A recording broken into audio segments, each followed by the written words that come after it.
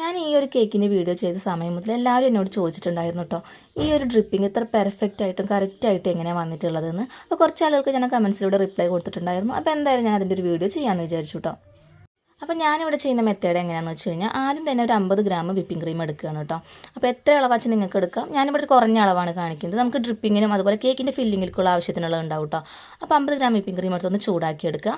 അതിലേക്ക് നമ്മൾ ചൂടാക്കി എടുത്തിട്ട് അതൊന്ന് മാറ്റിയിട്ട് പുറത്ത് വയ്ക്കുക. എന്നിട്ട് അതിലേക്ക് നമ്മൾ 25 ഗ്രാമാണ് കേട്ടോ ഡാർക്ക് ചോക്ലേറ്റ് എടുക്കുന്നത്. എത്ര അളവാണോ ക്രീം എടുക്കുന്നത് അതിൻ്റെ പകുതി അളവാണ് ചോക്ലേറ്റ് എടുക്കേണ്ടത്. അപ്പോൾ ഈ ക്രീമിൽ കിടന്നിട്ട് ഇതൊന്ന് മെൽറ്റായി വരണം കേട്ടോ. അപ്പോൾ നമ്മൾ ഒരു മിനിറ്റ് കഴിഞ്ഞതിന് ശേഷം ഒന്ന് ഇളക്കി കൊടുക്കുക. എന്നിട്ട് അത് നല്ല മിക്സ് ആയി കഴിഞ്ഞാൽ ഒരു അരമണിക്കൂറോളം അങ്ങനെ വെക്കുക കേട്ടോ. നോർമൽ ടെമ്പറേച്ചറിൽ വെച്ചാൽ മതി, ഫ്രിഡ്ജിൽ വെക്കേണ്ട ആവശ്യമൊന്നുമില്ല. അപ്പോൾ അത് അങ്ങനെയാണ് ഈ ഒരു കൺസിസ്റ്റൻസിയിലായിട്ടുണ്ടാവും, നല്ല തിക്കായിട്ടുള്ളൊരു കൺസിസ്റ്റൻസിയിലായിട്ടുണ്ടാവും.